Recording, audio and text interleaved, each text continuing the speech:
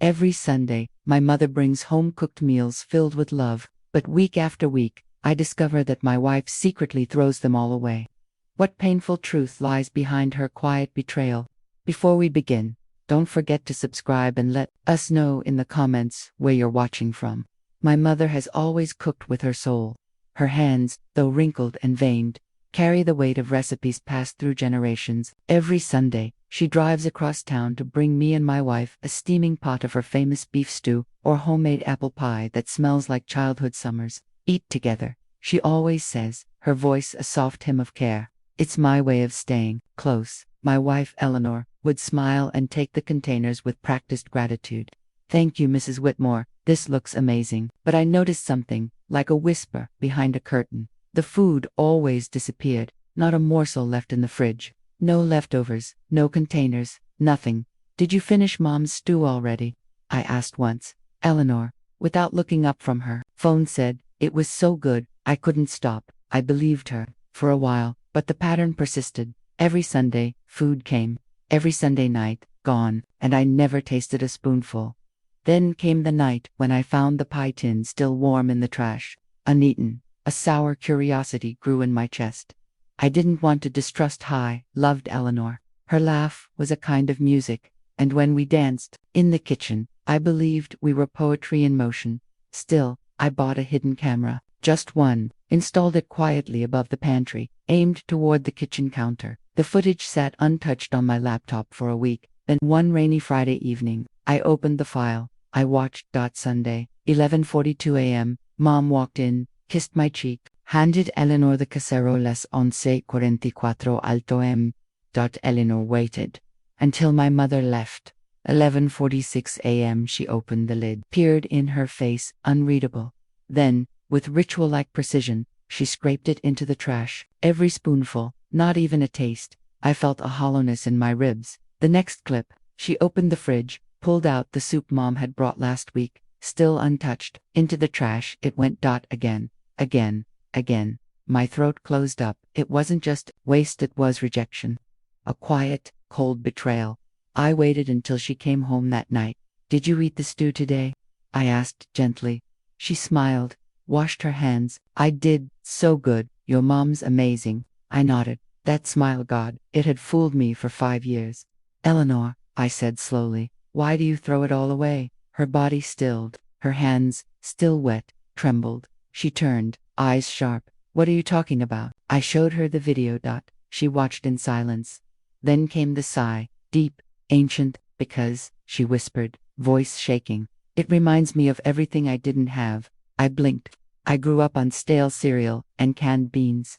My mother was too drunk to care. I used to dream of food like your mom makes. Then I met you, and she started giving us these perfect meals, like some saint, and all I could feel was shame. Tears welled up in her eyes. Shame that I would never be that kind of mother, that kind of woman. She sank to the floor. I sat beside her. Why didn't you just tell me? Because you looked at her like a goddess, and I wanted you to look at me that way. Her confession tasted like grief and salt. It wasn't the only confession that night.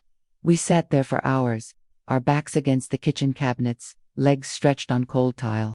She told me about her childhood in West Virginia, in a house that smelled like mildew and cheap beer, about the winters with no heat, the nights she went to bed hungry, the mornings her mother forgot to wake up, drunk and heavy on the couch. She told me how she used to steal ketchup packets from diners, how once she ate dry dog food just to stop the cramping in her stomach, how food, for her, was never love, it was survival.